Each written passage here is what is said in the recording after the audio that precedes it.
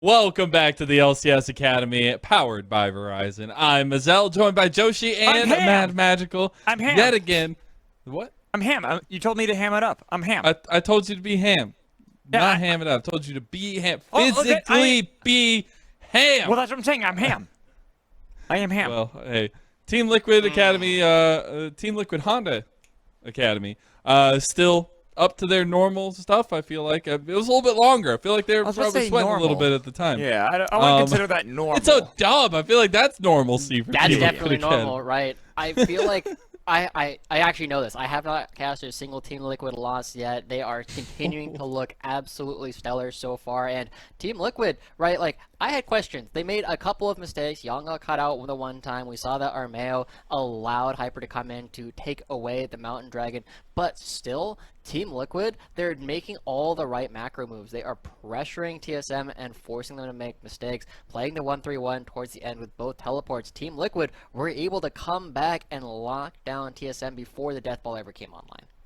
Even with the composite, like that's what's crazy to me, is it looked good.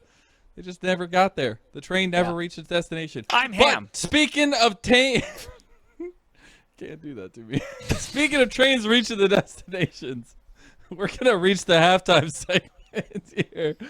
It is gonna be another episode of Pictionary, and I'm very excited. We do only have a couple photos today. Unfortunately, I wasn't able. Players are busy. All right, they don't always check their DMs. But we do have a couple photos here at least. So I'm gonna go ahead and bring up the photos, and you guys are gonna guess who made this photo. We'll talk about who it is at the end of the guessing, and then I'm Ham. And then you're Ham, man. So let's go ahead and bring up the first photo. Yeah, can you guess? Let's go ahead and bring up the first photo though. What do you is it Ham? It's Ham.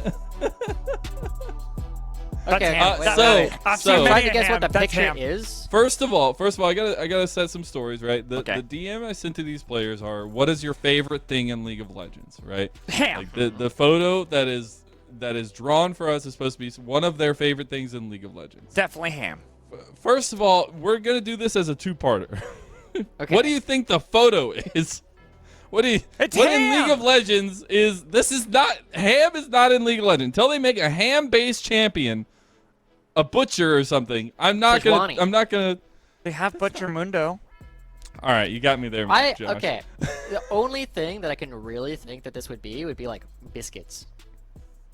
No, Right. But they would have like a little swirl inside. Yeah, but it's already so minimalist. Like, what else? Wait, It's minimalistic. I love the artistry. Did you guys ever see the one? It's at Riot HQ where it's the fan drawing to get the RP because they were just short like 1 or 2. Where all they did was go into paint and they just made a circle.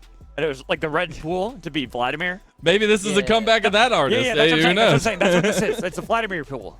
All right, I'll go ahead and. Do you guys have any other guesses of what this will be? I'm gonna go ahead and tell you what it is, and then you can guess. I swear to God, if it's Ham, I'm gonna be so upset. Shield.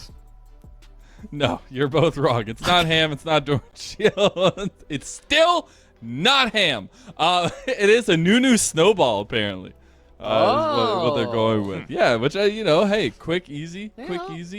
So who do you think the Nunu Snowball could possibly be? Who do you think someone from our series right now. It's somebody from this series. Yes. Armeo.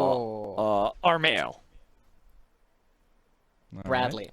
I'm gonna go Bradley. Right. That's the kind of thing. First off, you're wrong. All of you are wrong. He's likely to respond to your DMs at the very least. It was at least we got 2 responses. It was Takeover, and I'm gonna go ahead and say right now it was because it was very easy to draw. It was probably not his favorite thing. Maybe it is his favorite thing. Who knows? Nunu Snowball. See, my question is like, did he draw the picture first, or did he come up with the answer first? I feel like Takeover is the kind of person who would just draw a circle and be like, "What is that?" And you're like, Nunu Snowball." There you go. I was thinking it's more like, what can I do that's super easy that will take me literally. I'm telling you, the Vladimir Snowball. The Vladimir pool. Vladimir pool too. Yeah. So thank you, Takeover, for the artistry. Got to see it a little bit. I'm gonna go ahead and say it. The premise was favorite thing in League of Legends. I'm gonna use that as a trivia fact from now on. You know what? Takeover, your favorite thing in League of Legends is the new Snowball. You should ask towards the end of the season if you ever have another interview with him. Not today, if we get an interview with him today, but like later, to see if he remembers what his favorite thing in League of Legends is. True.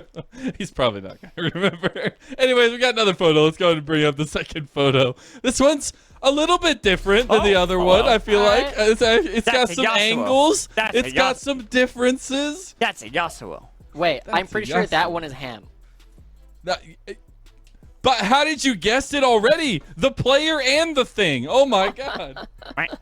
No, it is not Ham. I'm just gonna tell you. I'm sorry to disappoint you right now. It is not Ham. What do you? I mean, it's obviously Yasuo. Who do you think it could Yasuo. be? Okay, so whose favorite champions are Yasuo? I feel like. Okay, so first off, I kind of want to limit the people who I think are likely to respond to your DMs, and I think Soul is high on that list. Yeah. I think Hyper is fairly high on that list. Yeah. And Bradley and Romeo would probably respond, but of those players, I feel like Hyper is the most likely one to say that Yasuo is his favorite thing. I'm gonna say Harry, just because. just because Harry plays hard to get. Right. He does play hard to get, but he was one of the ones that responded as it was Harry, mid later for Team Liquid Academy that drew that Yasuo. That I love your point about Soul. He did respond to me, and then I guess he forgot to draw the picture and send it to me. So he initially wanted to do it. Maybe I'll revisit this hopefully sometime with these two teams. We'll get a rematch of that I got a point. If we could bring back up the photo for just a second, just to show the artistry from Harry. It is the mid laner from Team Liquid Academy. It is his favorite thing in League of Legends, and it is Yasuo. Well, so see, that's the only reason why I thought it might be Harry, because I know Harry likes to play Yasuo. I'm hoping we get one. Almost everybody likes to play as Yasuo. The champion is like incredibly fun to play as. I'm gonna stop there before I don't say something nice. Okay, I'll say it for you. I hate playing against Yasuo. I don't like Wind Wall being a basic ability. Make that his ult, please. Thank you. Mazelle's therapy session open now. Go ahead and continue to air your grievances. Look, I play Vigar, and it's hard and annoying when I'm about to kill someone and Wind Wall just comes up and blocks my ult. It's very annoying. Mechanics! Oh, no! How dare they? How dare they? Let me stat check them. That's all. But, I think Harry himself, great artistry, also great play in the first game there, Josh. Yeah, I mean, we've definitely been seeing that Harry, he had a little bit of issues, like, actually navigating the laning phase, because Takeover, we know he's a good laner, we know he's very good on these assassin-style playstyles, but later on, I kind of said this at the very beginning of the game, it felt like Takeover's LeBlanc was kind of stapled onto the rest of the composition. It's a good champion, it can kind of play as that fifth member of a team, but Team Liquid were able to identify that weakness and target it. Every single time Takeover was finding a spot, they were able to run him down.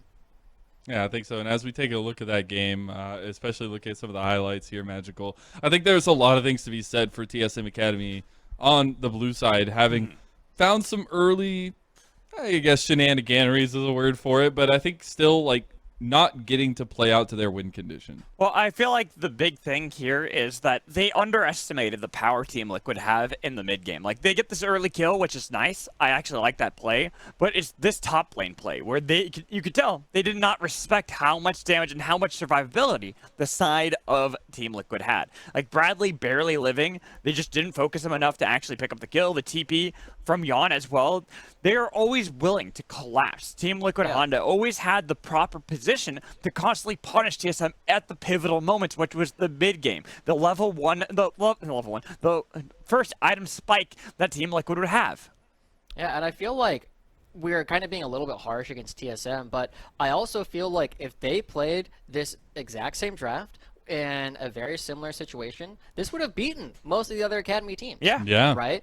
But the thing is, TSM were just a little bit too slow on a lot of the plays. They were a little bit less decisive than Team Liquid were, and that's the difference that Team Liquid really plays on. It's not the kind of thing where you can afford to just sit there and wait for too long before somebody is able to take you down. It is definitely a situation where Team Liquid, I feel like they won this game rather than TSM really losing it. Yeah, I think we are going back to the top of the the pre-show for this series itself.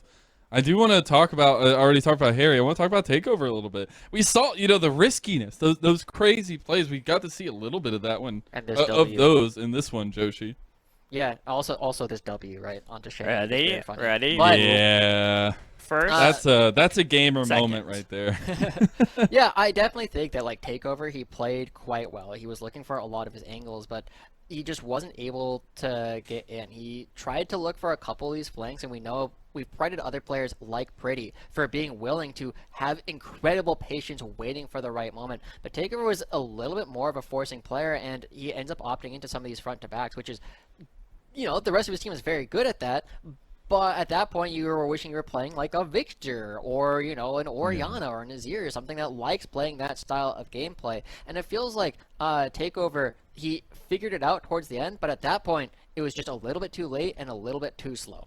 Also, Did you like the comp? Sorry, go ahead. I was just going to say, Bradley nearly half healthing Shen Yi with 1Q. He got a lot of stacks. So yeah, he did get a lot of stacks. He was a good boy. I want to ask though about the composition for TSM Academy, and especially the Sona for Shen Yi, where I typically want to see Shen Yi on something engaging, something going forward, something shot calling style. Right? We did get the Enchanter this time around. Do you guys see an adaptation for TSM Academy coming that way, Joshi? I think we will see a shift off of the Enchanters, but I think they should continue playing the Enchanters, right? This style of play is the kind of thing where you kind of have to force people to be in front of you. Like, I like playing a lot of Seraphine, I like playing a lot of Lulu, and my whole thing is, yo, come stand in front of me. I am going to make you 2.5 champions just by standing near you, but you need to be here with me. Come follow me, go forward. And instead of Shen Yi going forward and being like, everybody follow me, and oh, where'd everybody go? Now they're going to be in front of him, and that's the kind of thing that I think TSM can find more success with. Well, hey, we'll find out how it all works out for TSM Academy as Game 2 is ready to go. So, Magical, Joshi, have fun. That we shall. We'll see what adaptations will come through. The sides have been swapped. Team Liquid Honda now on the blue side, TSM Academy on the red. And here with this draft, I don't expect to see too much varying from these two teams. While the Fiora has moved up in priority for bans by the side of TSM, it is still an understandable ban towards the likes of Team Liquid Honda. I don't expect to see a lot of shifts in the bans themselves, right? As Team Liquid are now focusing a little bit harder onto Hyper, making sure that he's on something uncomfortable, and probably banning him again and then picking like Wukong right off the bat so that Hyper has to find something additional beyond the volley bear to potentially play. But I feel like TSM is probably going to go back and say, that didn't quite feel right. We're going to put Shen Yi back on the Alistar, on the Leona, on the Nautilus, on the Maokai that he's had some success with. And TSM are going to have a little bit of trouble. I know Mazel is a big Shen Yi apologist. He keeps saying that Shen Yi is probably the best shot caller, one of the best engaged supports. But the big thing that I always look at is if you can't get people to follow your engages, it doesn't matter how good your engage was, right? And that's the thing that we are going to have to pay attention to, how TSM is actually going to be playing going up against Team Liquid, where those split-second decisions need to be on par, need to be on pace. Especially because now they've given over Zeri to Yon. The thing that I tell people not to do. They have now committed the cardinal sin of Academy. I do worry. Can't believe you didn't listen to Magical. I know, you gotta listen to me, because I mean, we've already seen Yon pop off on this champion. I understand some of their bans really afraid of what might be thrown at them by Team Liquid Honda, but now the Zeri matchup, I'm expecting it to be probably an Aphelios Lulu or Aphelios Nautilus, going back to more of the style that we'd see from Shen Yi. The Lulu would help bolster him a little bit more, keep him a little bit safer into this Zeri matchup, but the Nautilus is more what someone like Vincent was talking about, that he'd want to see more of the engaged style for Shen Yi. Yeah, and he's basically the only person who's like still playing like the Maokai in this day and age. I would not be surprised if he brought out a Nautilus as well, but Instinct also opting into the Aphelios is looking a little bit more aggressive than we have in the past, right? We have been seeing that typically Instinct was a pretty passive laner, not necessarily looking to find a lot of advantages, but this is a lot of growth coming out, right? We praised Yon for his growth from spring to summer, where he became much more aggressive. If Instinct can do a similar thing here in this game and try and punish Zeri's weak early laning phase, TSM can find success. And that is an early LeBlanc pickup for Harry. Kind of given the respect over to Takeover with how he's able to pilot that in the last game, being one of the strong forces. Unfortunately, there's just that one pick was really the only mistake we saw from Takeover, and it ended up costing the entire game. But Takeover has shown that prowess with the champion, so I understand Harry, also very accomplished on the LeBlanc, would want to take that with Takeover, trying to counter it with Lissandra. Yeah, the Lissandra coming through for Takeover is a bit of a surprise, right? We were just talking about how much we liked him on things like the Akali and the Silas, but he's going off the rails a little bit, going over for this. He has not played it yet this split, but it is historically a very strong counter pick, and I'm expecting Takeover. He's the kind of guy, he doesn't go with the Aftershock Lissandra. That's some I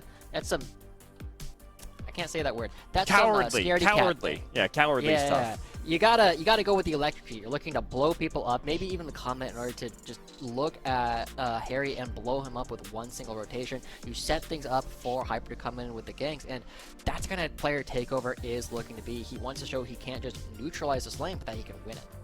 And here we're getting into the second part of Pants. Yuumi, take it away so you can't have that Zeri-Yuumi combination in the bot lane. Of course, there are other things. We saw the Senna tried by Shenyi last time, but I wouldn't expect TSM to ban that. That seems like it was a Shenyi special. The Lulu and then the Renata are more of the bans that I would expect, especially from the side of TSM, to see if they can really pigeonhole the Zeri in the bot lane. Yeah, and I don't feel like Team Liquid are feeling particularly threatened by the Sona this time around, right? Because you have tools to easily get on top of it. You have the Zeri who should be able to dodge away from the Crescendo. And Team Liquid, right, we keep looking at them as our top team, and I feel like their ability to dodge away from everything just helps them a lot. And the Nautilus is one of the few things that locks down Zeri. Yeah, getting rid of Nautilus. That's why I was talking about it. It's also Shenyi playing this. More of the engaged style support. Something that can be the first one to make the call, looking for these picks. Thresh is another champion that kind of facilitates a similar role with Death Sentence, but also has the ability to reposition Aphelios. We saw this combination a while ago where it was the Aphelios Thresh nearly every single game, but instead of going for that, they're putting Shenyi onto something that can engage, but more so meant to peel for the backline. Yeah, this is definitely something that we haven't been seeing nearly as popular, right? You've been seeing Senna and Tahm Kench played almost exclusively when Tahm Kench is played at all, but there are some counter picks to it. The Blitzkrieg, I think, would be very hype, but not something I'm expecting to get locked in. And the Tahm Kench was very strong alongside like the Varus, alongside like the Aphelios in order to make sure they have some safety, can play a little bit more aggressive without any of these escapes. And as the Janna gets locked in, I mean, it's not the Yuumi, you can't just stick on top of Yan, but you could provide him so much safety and movement speed. I feel like Yan is perfectly poised to take over this game. And the thing here, Janna has been the diamond special that we've seen in Academy. He's been one of the players playing it the most, and it does well with Zeri. We've already seen that from FlyQuest Academy in the past, so we know it's got a lot of power, especially with the shield on top of Zeri, plus Zeri being good into Tahm Kench to be able to take away the shields he'd provide. But looking at this top lane, we're about to get something volatile, an Olaf versus Tryndamere matchup.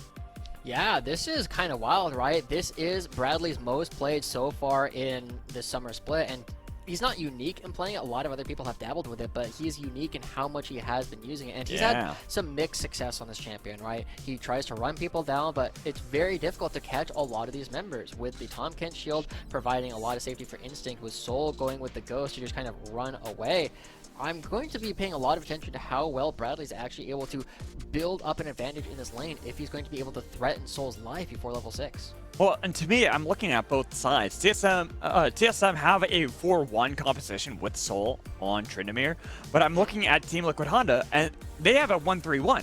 They have a LeBlanc that can easily sit in the side lane, but Olaf as well. The only difference is the fact that looking at the summoner spells, I'm waiting until the countdown completes, because we might have truly the most volatile matchup in the top lane with the Ignite Ghost for Bradley and the Ghost Flash for Soul.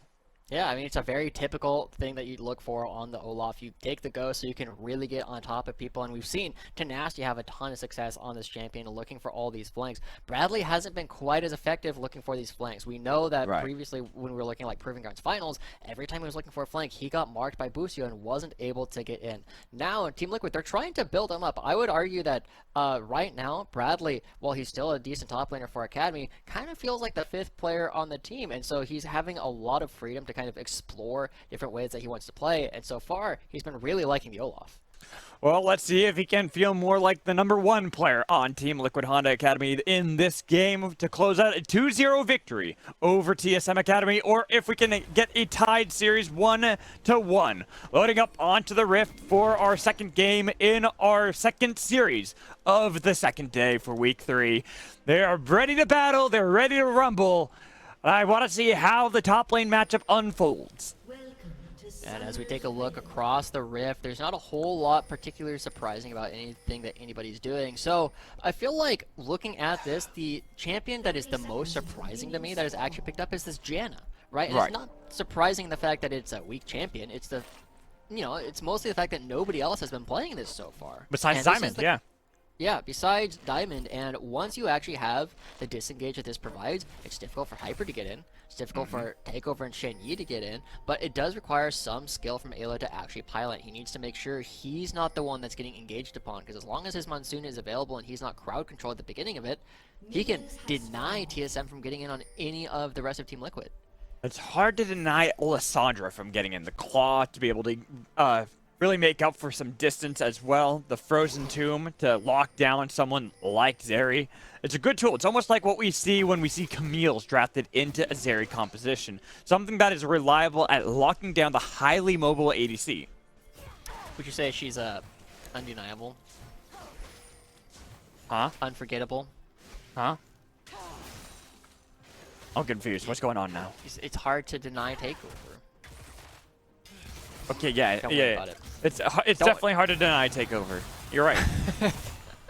Well, we'll talk about it after the rest of the game. But Team Liquid, they've been looking for ways to really push this bottom lane, and as we kind of drift towards my favorite part of the bottom lane, as we go back, we've been seeing that Yan and Ayla have been very aggressive a lot of the time, right? Even though this is not the strongest point for Zeri on the map and throughout the course of the game, they look for a lot of opportunities to be aggressive, and Yan really pushes all of the mobility that is baked into this champion to make a lot of other players feel uncomfortable. He plays the Zeri very similarly to the way he plays the Ezreal.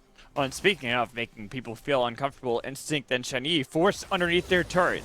Well, level 2 spike for Team Liquid Honda, and this bot lane will at least make it so that they don't have to suffer the repercussions of having a bot lane that, like you said, is usually not played very aggressively, usually struggles into kind of this matchup against Tom Kench, against Aphelios early on. They are the ones leading the charge. Yeah, and the early crit coming through from Yan as well, just really rough. But Soul taking control of this top lane, and Bradley, we know that he's played a lot of this Olaf, but he hasn't necessarily had the most success on it. He's not necessarily had the best times getting into fights. He's not always winning the lane, despite how strong this champion is in the first couple of levels. And it looks like Soul, once again, is taking control of the early wave state. Yeah, getting a sizable lead over Bradley right out of the gates, forcing in another wave towards this turret, where with that ignite, Bradley is the one who's looking to see if he can play aggressively, but it's Soul's Tryndamere. This is a hard matchup to really try to punish, especially if you can just wave clear like Soul has been doing so. Yeah. And we do have to admit that, yes, Bradley has a 100% win rate on the Olaf thus far over 4 games. But it's one of those things where we will have to pay attention to how much he contributes. And Harry potentially caught again. Let's see. Claw forward. Going to be able to get the Ring of Frost to force out Distortion away. But Harry will be perfectly fine. Not going to be going down this time, right? He ended up getting caught at around this point in last game, and it really put a damper on some of his prospects. But he's doing a pretty decent job. He's around the same CS total as we saw previously. And so I feel like TSM, while they don't obviously outscale Team Liquid, they do have a pretty good start. Man, he's gotten hurt twice, man. Huh? Instinct. Yeah, both I was going to say, yeah, well, it's just, what can they do? They lost the experience lead. Like, they lost the race to level 2, and now they're suffering for it. Yan is also playing one of his best champions that we've seen of him. While he's really good at a lot of other marksmen, this is no surprise to me. Yeah. It's just that, Instinct getting caught out by the W does mean that he takes a lot of extra damage, right? The fact that I guess, but it's Yan still Yan. Them. It's Yan. It's Yan Zeri. I feel like that's a moot point just because he's so good at this champion that I expect him to hit these. Well, we'll see how well he's able to continue building up this lead. This is a much larger lead than we were initially expecting, and Jan, he's very close to actually picking up this first plate at only 5 minutes as a Zeri composition. So that is very exciting, right? We already knew that Instinct was not the most aggressive, but being down 10 CS in an even weight, in an even lane state, and now Zeri can back away. This is domination from Jan and Ayla.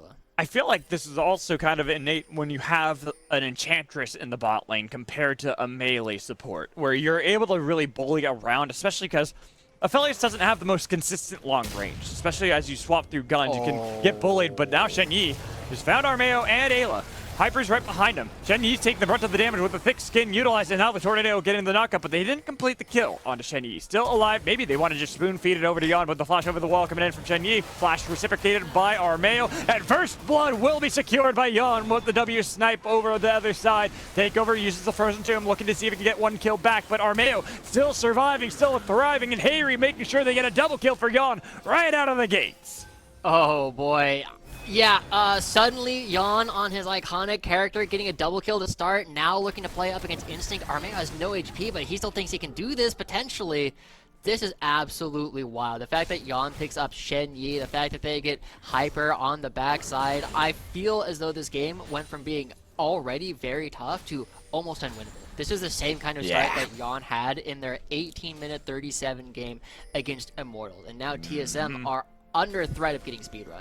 Do not let Jan play Zeri. This is why I keep saying this. Even looking here, look at where Jan is. He's way down in the bot lane when this fight is all happening. Yeah, but this is a little bit of one of the things that we gotta, criticize Shen Yi a little bit for. Like, what is he doing here, right? Yeah. He doesn't have a whole lot of it. He's trying to establish it, but he just gets caught out by Armeo. And Armeo was just like, wait, you're there? Oh, okay, I guess we'll just fight you now. Harry had no mana, and Jan was coming back from base, so it's just one of those situations where Shen Yi going a little bit too far forward by himself, and then he looks around and is like, oh, I don't have any friends left here. This is a bad situation, and at least TSM should be able to get this dragon, but it's not a composition where Team Liquid are just trying desperately to stack all four to get to Soul. No, because TSM, I feel like have to. They have to stack the four. That's their only goal at this point, is make sure that they can survive.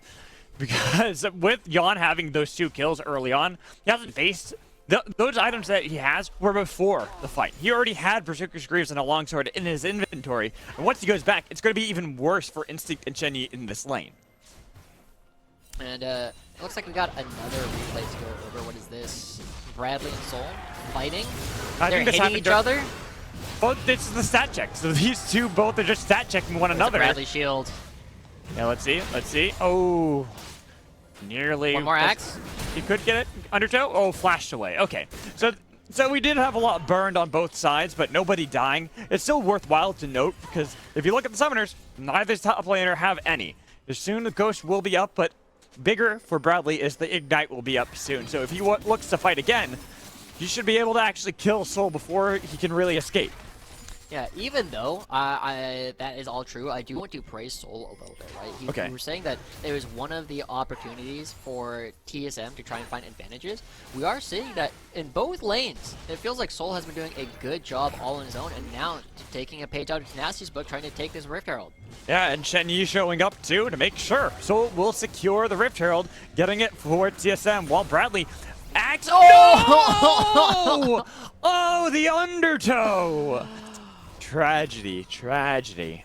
That's a tilter, man. That is such a tilter. Oh, man. If I was Soul, I would just be sitting there, just like, almost head in my hands. Like, we are already down. My bottom side is losing. I try and make a play and get punished for it by a random axe coming through from Bradley as Jan and Ayla. They take another play 9 minutes into the game.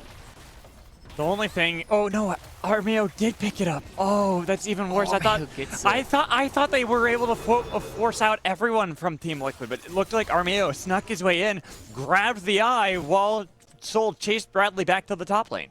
Yeah.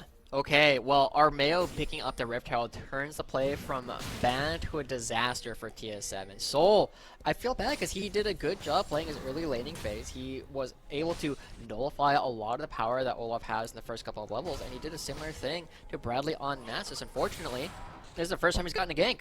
Well, look at this. It's going to be reciprocated by Armeo nearby. They're getting a lot of damage on to Bradley, but just too squishy, Hyper. He just dies immediately once Armeo shows up.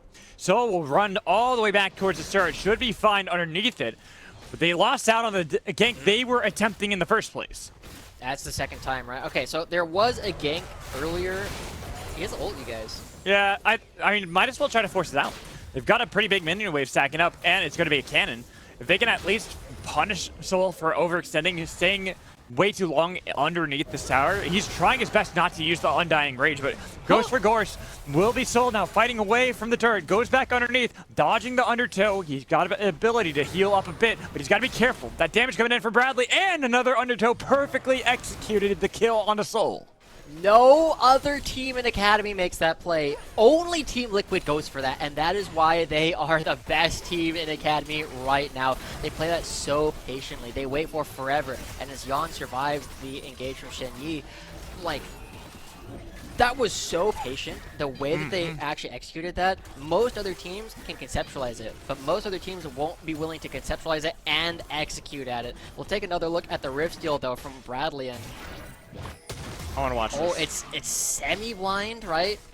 Semi-blind. Oh no, the axe is actually blind. Oh no, so he sees it slow.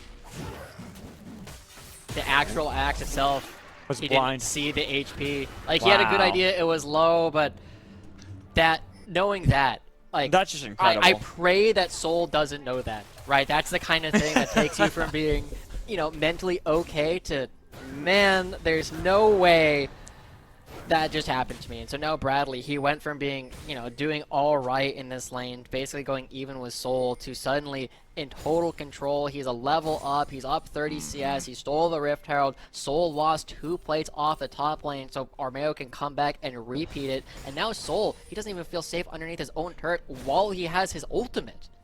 So yeah, I think this is where everything is shifted completely from TSM. There were glimmers of hopes. They had top lane. It was looking like it was going well. Even if bot lane has been in shambles since the very beginning, they had at least some lane, even mid lane. Looking at how it's able to bully around against Harry. Takeover's been doing a good job of making sure to contain LeBlanc. But now you can't rely on Tryndamere. He gets chunked out by Bradley, who's 2 levels up. Bot lane, the turret's just gone. Even with the Gale Force in from Instinct and the cleanse from Yon to try to get away, he's able to take that escape and not have to really, yeah, sure, he blew his flash, but you'll take those leads for Team Liquid Honda. That's so much money going through it. Now they're going to be giving a little bit more money over to Harry and Armeo in the mid lane, thanks to Bradley's steal. Oh no. Frozen Tomb, the flash immediately from Takeover. Harry and Armeo looking pretty big. They got a couple of those plates off in the mid lane, not fully getting the third one. But with the fact that Takeover has blown that flash and Frozen Tomb, he's a little bit more susceptible if they want to repeat that gank, especially because they got Armeo's ult too. Yeah, I also like the discipline from Hyper, right? As somebody who we were criticizing as potentially the weakest member in Spring, the discipline there to not just rip the cycle and say, no, there's no play here, we're not going to get anybody, it's just going to be a trade of resources, I have a better opportunity to use it somewhere else later on. That's growth from this player as well, right? In Spring, Hyper 100% just throws out the Cyclone and everybody from Team Liquid walks away. But Right. Team Liquid, they're taking their 1 point of weakness, the mid lane where Harry was a little bit behind, they're giving him resources, and suddenly it's not entirely from his own merit this time, but they are making sure that he gets his 10 CS lead. And Takeover taking a lot of damage from Harry, even underneath his own turret, but with the lack of mana, Takeover will only simply be forced out of lane. Harry wasn't able to get the kill. I think he had the Mimic up, but it wasn't really enough damage to burst through Takeover just yet. Yeah. So, now this is the classic Team Liquid thing, right? We got a bunch of plates for Yon. Let's see if we can get him another turret on the opposite side of the map while we wait for another dragon to spawn, because the Infernal has gone over to Team Liquid, and they feel very comfortable isolating the 2v2, right? If Yon and Ayla are already this far ahead as Zarya plus Janna, they will continue to find leads. And just as we were talking about with like Harry earlier on in the day, where he's able to take a lot of bad matchups and still find advantages in them, you know, against most people that aren't exactly Takeover so far this season, Yon and Ayla do the exact same thing. They have so many different bottom lanes they're willing to play, and they're not going for all the stock standard stuff. No other team, I think, has played this matchup, and they're finding leads with it against Instinct and Shen Yi. getting a lot of gold for Yana as well, already having the Immortal Shield book completed, even looking for a further item afterwards, while a little bit of a skirmish happens in the river. Yana is on the flank. He could easily join in, and that's the one you got to worry about. That's why Hyper is trying to see if he can use the Cyclone to get him caught off guard, but he was able to jump over the wall with a lot of damage on a takeover. But 4 members are strong for TSM. They even have Soul in mid lane, if they want to call him, but they're not confident enough to commit for the Rift Herald take, even though Bradley does not have TP. Ooh, trying to get Armeo in with Cyclone down. It's not ridiculous for Team Liquid to try and take a 3v4 or a 4v5. Instead, they're going to be splitting people up, though. Bradley, again, we've been seeing a lot more of this recently, earlier on in the game. When these top laners get ahead, they take away neutral objectives. They take away jungle camps. And Bradley now going to start eating into Hyper's economy while the rest of his team takes the neutral objectives on the top side. Ooh. Good trade of damage there. Harry getting the better end of it on the takeover, who's forced to use the Corrupting Bot's tanks to stay relatively healthy. You can tell that Harry is done. He's done having this even matchup, this even lane state. This is when, as you talked about, this player that's usually been so dominant in the lane phase is looking to take over because all his other lanes are in firm control of their leads. They want to make sure that it's going to be every single one of them at this point. Yeah, as Jan topples another turret.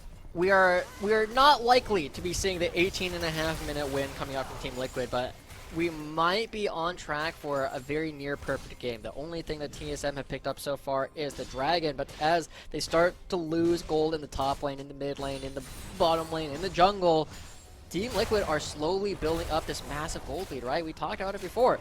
Somehow, it feels like every single game, even when the kills aren't that far apart, Team Liquid are just up 7,000 gold at 16 minutes. That's insane. And with this tier 1 to fall mid lane, Shenyi's there to defend it, but I think that they could just hard commit with Ayla and Harry to look to take it down. Tornado connecting and a good burst of damage onto Shenyi. It's only 1 or 2 autos away from toppling, and now Harry, who distortion back, is in a bad spot. He's got to be careful. Thankfully, his little distortion clone was able to save him, but not when Hyper's right there, and he smashes down the blade to make sure they get a kill, but Hyper's now in trouble. It is Yon looking to chase him down. He's going to be spit back out, but with that Homewrecker effect on the dirt, they've got the kill on the top catch, looking for Hyper as well. Making a double kill. It is Yon 4-0 on his champion. Yeah, so Magical, you know how you made the claim earlier that Team Liquid would be a top 4 team in LCS? Yeah. Now, I don't know if I agree with that. I think they would probably be like 5th or 6th, but these guys deserve to be in LCS. Right? Yes, they do. Watching them play like this, watching them dismantle almost everybody else, unless they have like a game where Yon is just like not feeling it and doesn't really show up, they do this kind of thing to everybody. If the teleport comes through, Ayla will live. Oh, and Instinct didn't realize that there were people to defend Ayla. It was all a bait, man. Ayla doesn't get an assist. It's actually kind of funny. But it's still a situation where it's like, yeah, Instinct probably knew he was about to die, but he saw the Zeri W come through first. He probably didn't expect that LeBlanc was around the corner. And now Bradley 2 levels up on Soul. Sadly, he's been that way for a while. Ever since that dive that worked out so well for Team Liquid Honda. Getting that first initial kill onto Soul. Bradley's been lording this lead over his opponent this entire time. Even now looking at Harry, the one lane that was kind of even is invading Hyper. He's the one playing aggressive and gets the kill solo on top of it all. Frozen Tomb onto Harry. Harry has the ability to get out. Oh, failed distortion. He has the shields though from Ayla. He might be able to survive. He's barely alive. Tom Kench wants to get the tongue whistle flash coming in, but he cannot pick up the kill. Shenyi, unfortunate. Somehow Harry, despite the mistakes, will survive, and they will take down the catfish. Yeah, you know Harry is feeling himself when in the middle of that fight, he throws out the surprise Teemo face, right? Yeah. He's like, oh, oops, well, I'm still going to be okay. The fact that he walks away, I swear, we are going to need a montage of the number of times Team Liquid players walk away with sub 100 Oh, I HP. know. It's kind of gross. So, you know, I do want to spend a little bit of time, right? Because I feel like for yet another Team Liquid victory, TSM in Game 1 put up a real fight. Yeah. Right? They had some good opportunities to win some of their lanes. Right? They put Team Liquid in an awkward position by punishing the fact that Armeo wasn't there around the Dragon. But I think the biggest thing that we need to see from Team Solo Mid TSM still is just slightly more decisiveness. Because I feel like watching this game, I have to feel like a lot of their spirits are broken. right? After game 1, where they're like, we were so close to taking down the top dogs, they weren't able to mentally reset. No, and then you start off a game with a double kill for Zeri, getting another kill there, 6-0 for Yanni is dominating, and they are knocking at the door of TSM. Just at the 20-minute mark, they should be able to take down this inhibitor in the bot lane with the help of Shelly behind them. TSM are now backs to the wall. They are looking for a desperation play with 11K separating the two teams. And in fact, looking like Team Solo and Honda are just looking to end the game. Solo got rid of the Rift Herald, so it won't have a secondary charge, but look at how much damage has been done. They were able to get at least one member out of the fight already. Soul back at his Fountain Instinct down below 50. He's got to be careful fighting against all the damage that is being peppered by Yon onto this backline. Yeah, Team Liquid and Spring as a group never go for this, but Spawn, their coach, has said, and he's been on record saying, I would prefer you guys win a Ballsy 3-2 series than in a completely safe, uninspiring 3-0, right? This is the version of Team Liquid that we're seeing. They're like, do we think we can end here? It's like, it's not ridiculous that we can, so let's try it, right? They look for their opportunities. They press TSM to see if there's any mistakes, and TSM don't present the game-ending mistake right now, but with a 10,000 gold lead at 21 minutes in, Team Liquid, they exit the base. There's an Infinity Edge, a third completed item already in this area. They will walk towards the Baron, and TSM will have to fight or die. This is just Yon on his specialty. Yon really giving a showcase of why Zeri is so powerful with a couple buffs to her name. Looking to dominate the meta once more, especially in the hands of someone who is well-versed and practiced on the champion. We're now 21.5 minutes into the game. About 11K still separating the teams. It's fluctuating between the 10 and 11. Team Liquid Honda, they have everything going their way. The only things that they would have possibly looked to see if they could fix is losing that dragon early on, as well as the one solo kill that Harry gave up. Yeah, and so we know that Takeover, like, he's still remaining relatively even in CS, but even his ability to make plays is significantly stifled at this point in Arveo. Yeah, and you're noticing that the Catfish is separated from the team. He is eaten for lunch by the Viking.